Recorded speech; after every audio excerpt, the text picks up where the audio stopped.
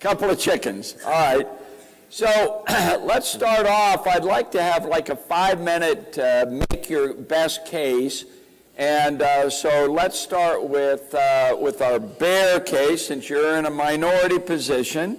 Let's see, Peter, if you can make the bear case. And so the question is, were we witnessing a bull market correction or a bear market rally in the last few months? We've seen a little of both. Yeah. Well, you know, this is probably the first bull-bear debate in many, many years where I am actually an unqualified bear. I used to qualify my bearishness by saying, hey, the stock market's in a bubble, so, you know, I don't know how big the bubble's going to get before it pops. Well, I think now we know. In fact, I actually think the U.S. stock market entered a stealth bear market at the beginning of 2018. But we didn't officially enter a bear market with the major averages dropping 20% or more until the fourth quarter of 2018. Then the Federal Reserve did exactly what I said they would do the minute the market either entered a bear territory or got close enough to do it to scare the Fed. I said from before the Fed even raised interest rates for the first time that if they ever attempted to normalize interest rates, their attempt would fail, that they could never complete the journey because along the way the market would break and the Fed would have to cut off the rate hikes. And that's exactly what they did. But I also said that the initial calling off of future rate hikes would only create a relief rally in the market. And that's what we've had.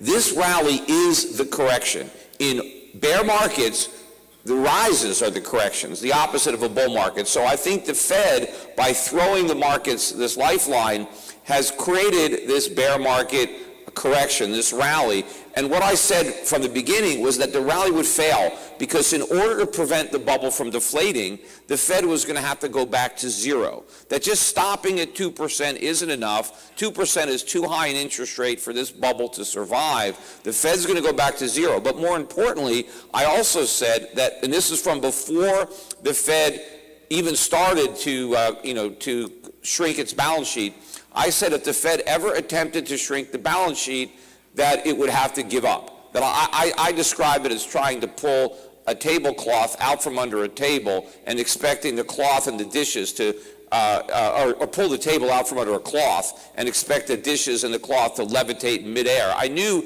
it was that, by the way. That it was impossible. So I said if the Fed ever attempts to shrink its balance sheet, it's going to have to stop.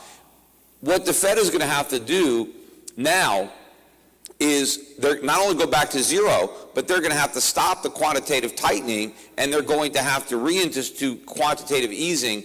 That is probably going to happen when the market makes new lows. So when this bear market rally fades and we go for new lows, and of course the economic data is going to continue to weaken, and the economy is headed for a worse recession than the one we had in 2008 because all the problems that led to that recession has been exacerbated by the monetary policy that we've had subsequent to that recession. So when the Fed has to come back and do that, I don't believe that it's going to succeed the way it did in 2001 or 2008, in that the Fed is not going to be able to inflate a larger bubble than the one that just popped. That was the secret to these phony recoveries, was the ability of the Fed to reflate larger bubbles to try to paper over the problems from the last one. So I don't think it's going to be the third time's the charm. I think it's going to be 3 strikes, you're out. I think when the Fed goes back to zero and goes back to quantitative easing, I think the bottom's going to drop out of the dollar, and that's going to lead to a currency crisis and a sovereign debt crisis that's going to be much worse than the financial crisis we had of 2008. And this is not a time to be invested in U.S. stocks or U.S. bonds. The Fed is not going to save you,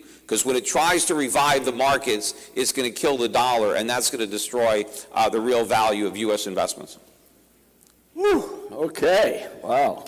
Well, I think he made a pretty good bearish case. So let's now turn to Louis Navellier, who's had, well, both of you have been around the markets for a long time. So, Louis, you've lived in bull markets, you've lived in bear markets. What makes you continue to believe that this mother of all bull markets, which we have seen in the last 10 years, will continue? Well, let me talk to you about interest rates first, since Peter touched on it. even though I'm a stock guy, I have a very big bond business. We raise about $3 billion a year bundling bonds. They're sold through banks and brokerage channels. But now we have to go to Malta, Uruguay, Panama. I spent a lot of time in Miami. There's this international capital flight underway, and pretty much all that money's coming to America. There's 5 major reserve currencies in the world. You can invest in China, who devalue their currency over 10% to offset our 10% tariffs. And of course, they've had little devaluations before. You can invest in Japan and get no interest.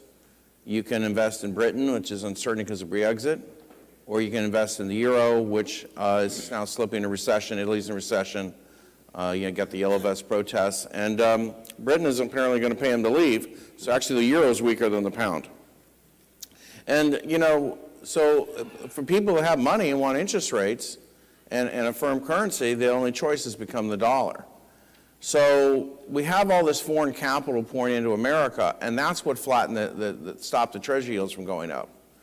And so the Fed never fights market rates when market rates are coming down. Plus, we have some doves on the Fed now.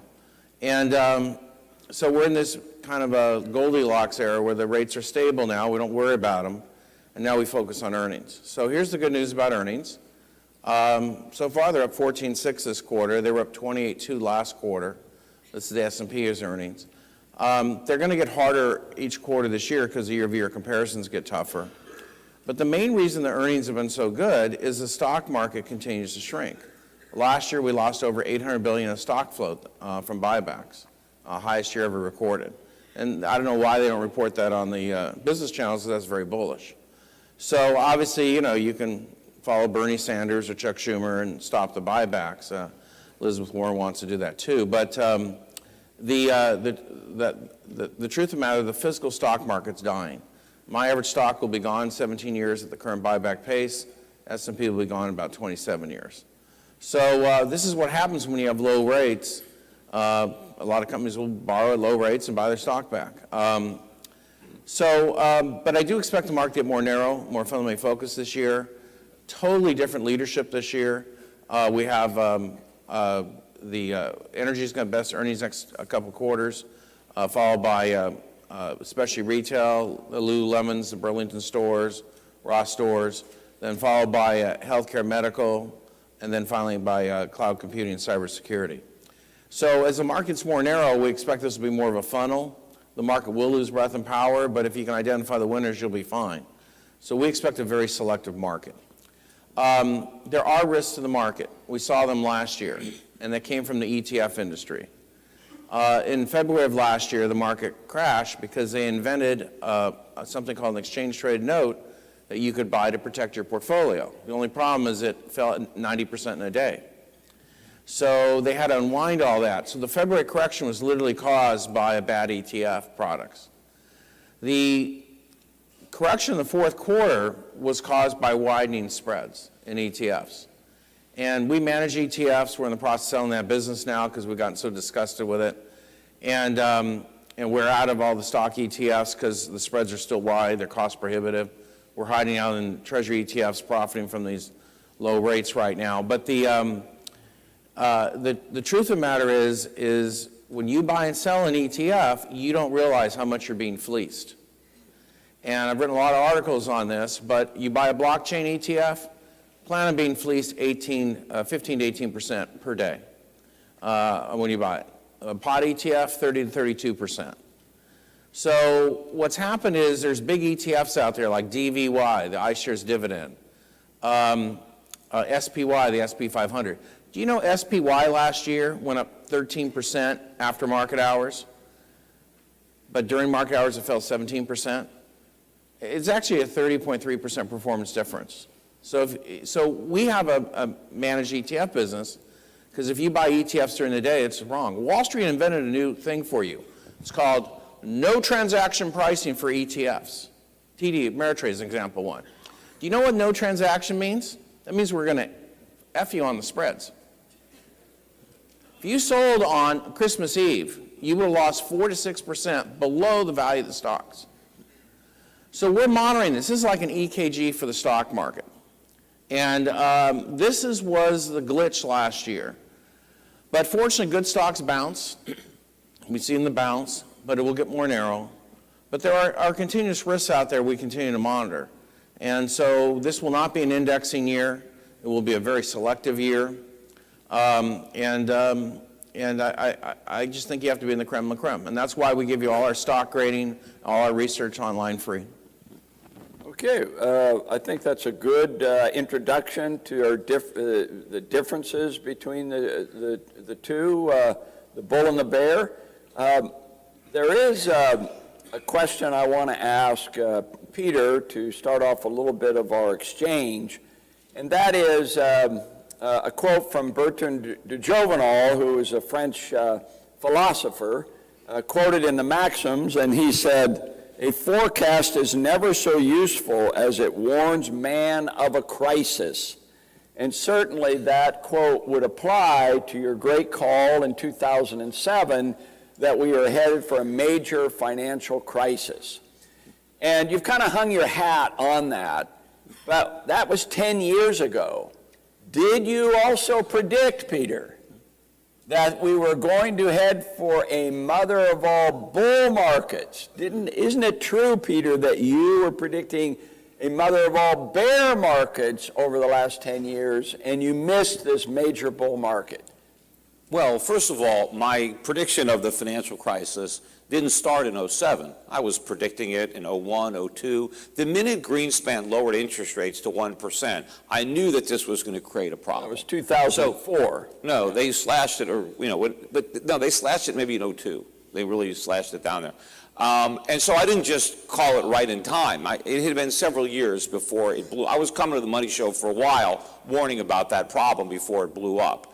And then, once the Federal Reserve did everything that I said that they were going to do, the only thing that I got wrong is I thought the Fed was going to attempt to reflate the bubbles. And in that attempt to reflate the bubbles with cheap money and lower interest rates, that the dollar would tank and that would end the party prematurely. What I got wrong is that the Federal Reserve didn't attempt to reflate the bubbles. It actually succeeded. Something I didn't think they would do back in 2007. They actually made the bubble bigger, and so therefore the problems, instead of getting solved, were simply exacerbated. And so now the crisis that I believe we've postponed is now going to be much worse. And of course, politically, it's going to be a disaster based on the agitation for socialism that's going on. But I wanted to just correct one point, the way you framed the question to Louis. You said, will this longest bull market in U.S. history, will it continue?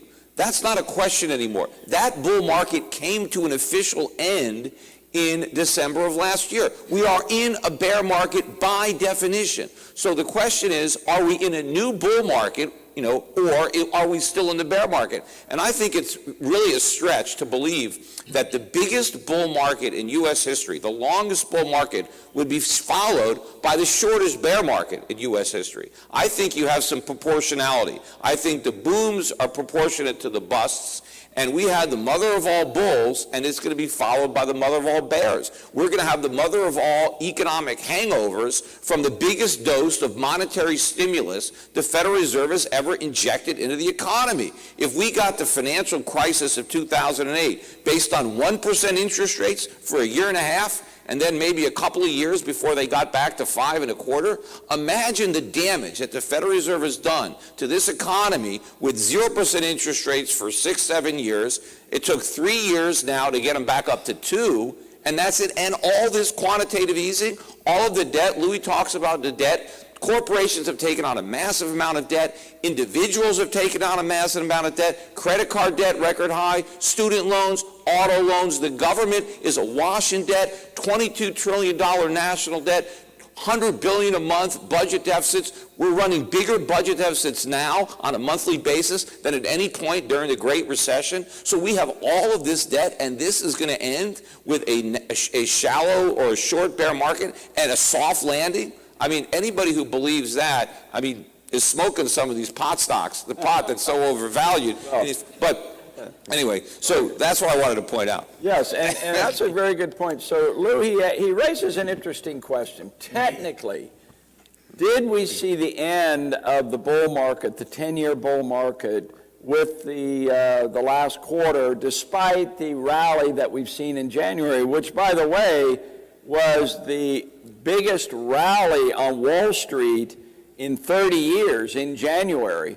But of course, that's The very worst typical. December since 1931. So you have a real flip-flop Yeah. on that. So technically, are we still in a bear market? Or, I mean, it's the Dow's at 25,000. Yeah, well, yeah, technically it hit the bear market level, which is 20%. And then not only did we have the best January in 30 years, we had the best small cap rally in 42 years. So, you know, as January goes, the year goes, but it'll get tougher. It's going to get tougher, and you know, it's also pension funding season. You know, markets are seasonally strong through April 15th because a bunch of money comes in.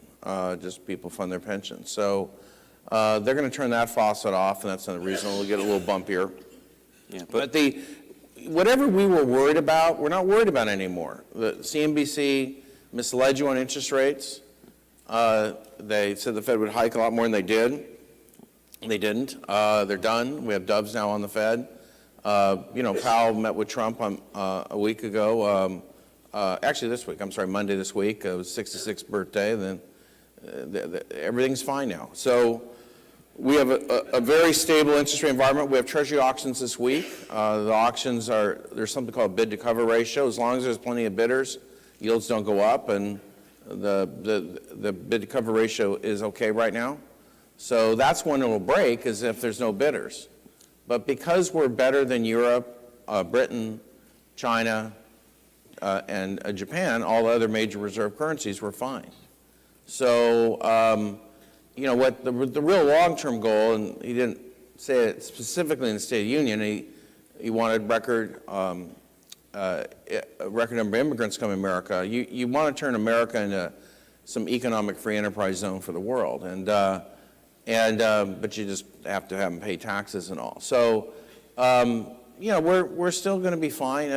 I'm not worried about America. I'm not worried about the direction of the country. I'm not worried about the debt. Lou, the Peter debt keeps talking about Well- the debt across the, you know, student loans, Yeah. $22 trillion national debt, corporate deficit. I mean, is this a problem? Well, you have to address each one. The student loan problem's a problem. It obviously hurts millennials buying homes. They're not buying homes anymore. Well, that's They're right. tending bar. That's right. So we have that. It has affected the housing market. There's a subprime model loan problem. They're not even buying cars, by the way. Yeah, millennials are a little confused. Okay, they think apps control the world. They can't even rent apartments. Okay, yeah, they're a little confused. And there's a subprime model loan problem right now, but the household debt's not that bad right now. You know, you'd be shocked how much mortgage debt was paid down. The federal deficit's not a problem because there's plenty of bidders for the debt. So the only issue right now is demographics, and we're getting older. We're going to slow down. You know, the fastest growing state in America is Utah, and Utah's a little different than we are. They have a lot more household formation. They're a lot younger than we are. So you know, you do want to have orderly legal immigration. You do want to get the median age of country down. But there's a lot of things. Like look at energy now. We control the world oil market. We produce more than Saudi Arabia and Russia. We're reversing all these natural gas pipelines to transport more oil. They got to put a liner in it. And we're going to put another 1.1 million barrels a day in production this year. And so oil's not going to go up anymore because we control it, okay?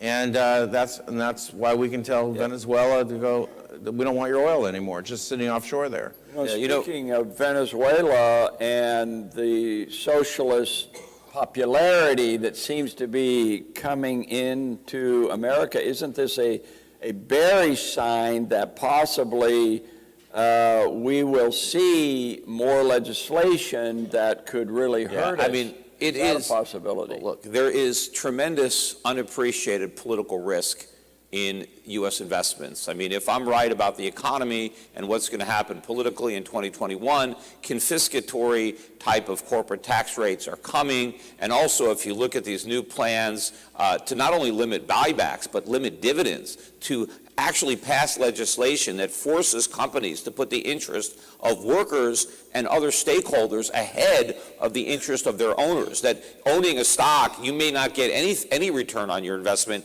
until the workers are given what the government somehow believes they're entitled to. But I wanted to make a point, too, about this big rally in January.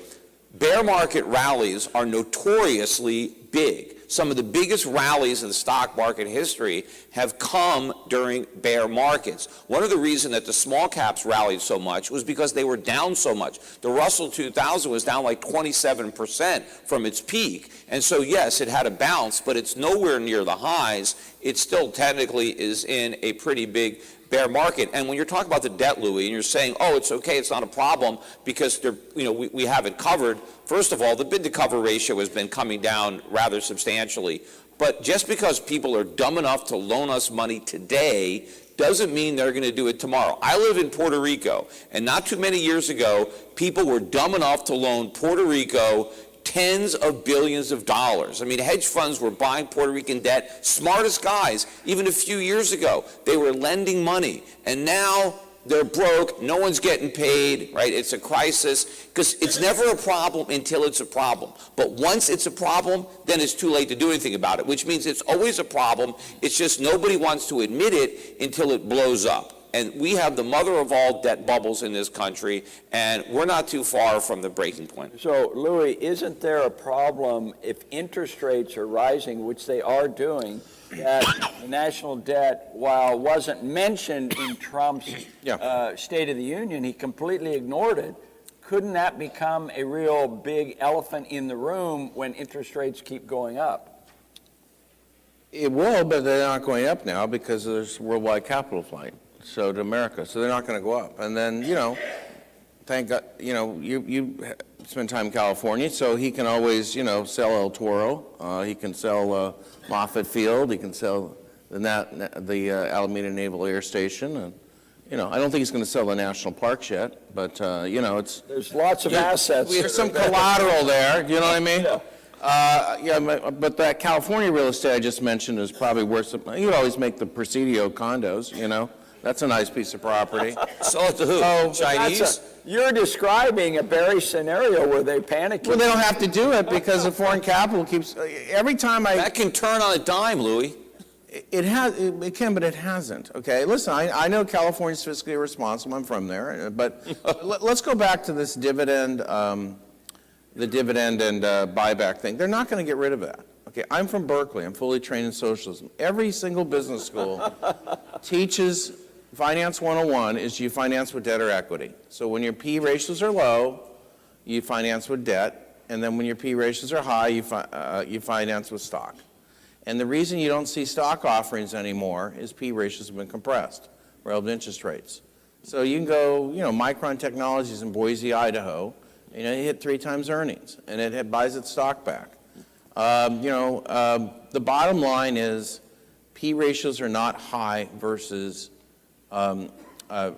interest rates. Okay, there's a teeter-totter in stocks and bonds. But if interest rates are artificially low, I mean, in a free economy, interest rates are only low if you have a lot of savings, and then that's you have a large supply of savings, and people don't have a time preference for consumption. People want to defer consumption into the future, so you have a lot of savings, and so you can have low interest rates, and then you can have a lot of capital investment. But America, we have no savings. Nobody is saving any money. The only reason interest rates are low is because they've been artificially suppressed by central banks. So don't you think if interest rates are being artificially suppressed, that is sending false economic signals, and that lots of debt is being taken on that shouldn't be taken on, and businesses are doing things that cannot be sustained, and that ultimately interest rates have to rise to reflect the lack of savings in the United States? And when that happens, isn't this whole bubble going to implode? All right, final question, then we're going to get into... But let me be very clear. It's not our central bank,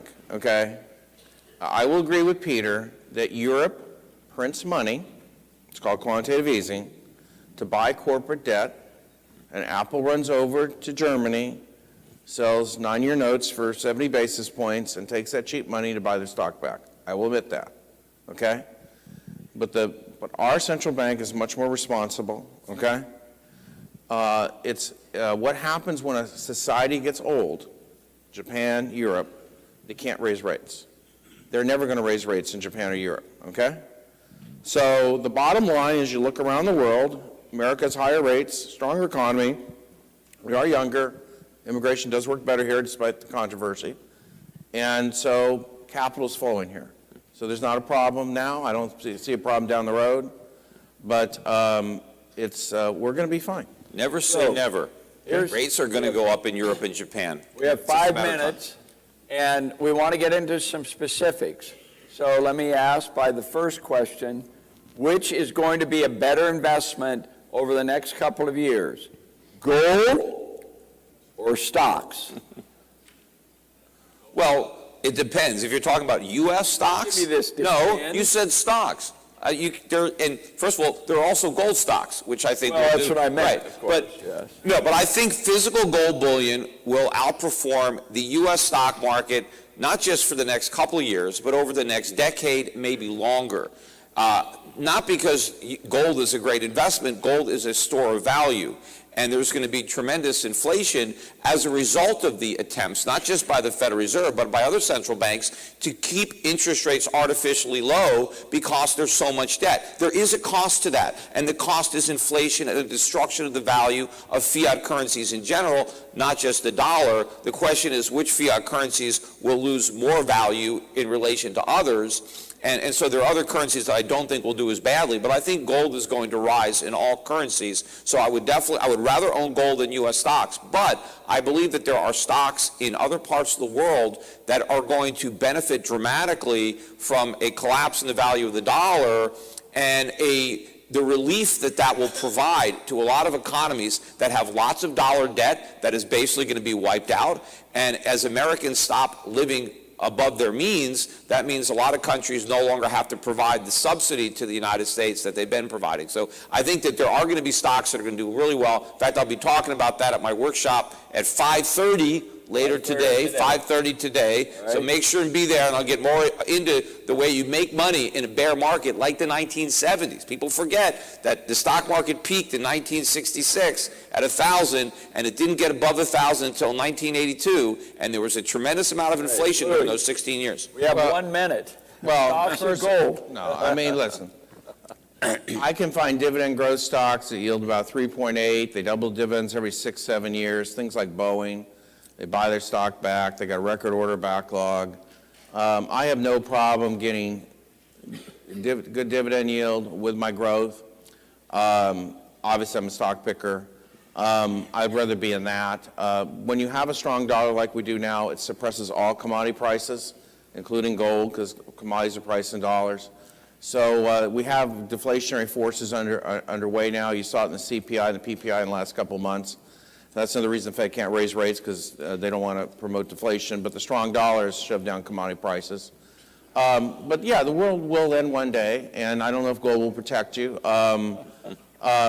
Just not to scare you, but we have no sunspots. They've been gone for a couple of years. A lot of people think we'll have a Marauder minimum, which is a mini ice age. It's only going to last 70 years. And then what is it? Oh yeah, the Milky, the planet's going through the part of the Milky Way with a lot of asteroids, and we just had a big one over Cuba. So there might be an extinction event, but other than that, everything's going to be fine. And I'm not sure gold will protect you during that event, but I'm not going to worry about it. My best defense, strong offense, and so I'm going to stick with my best high-quality stocks. So, ladies and gentlemen, by the way, on income investing, I agree with Louis on that. We have some really excellent choices. I'll be talking about that today in my workshop at 11:15 on the Flying Five strategy on income investing that can beat the market. But the foreign stocks provide even better income in currencies that are going to go up. Well, that may be possible. So foreign investing, we didn't even have a chance to talk about China, which can be a major issue here on whether we have a bull or bear Well, market. they got a demographic problem there too. They only have one baby and they wonder why they're so old now. Yeah. So let's see how well we did. So this is an Oxford-style debate. At the beginning, we asked you what side you're on. 2/3 of you were bulls, and 1/3 of you were bears, and maybe a few chickens among the group. So by show of hands, how many of you switched from being a bear to being a bull from Peter to Louis' side? Show of hands, how many switched? Oh. Okay. I lost one guy. how many I lost then? one guy? Switched from being a bull over to being a bear on Peter's side. Show of hands. Oh. Well, it looks like a few hands went up. Yeah, So according to the Oxford style, even though most of you, and of course, when more bulls are there than bears, it is a tougher thing to win this debate. Yes, you I understand. I Yes. understand. So let's give a big applause for both of our debaters.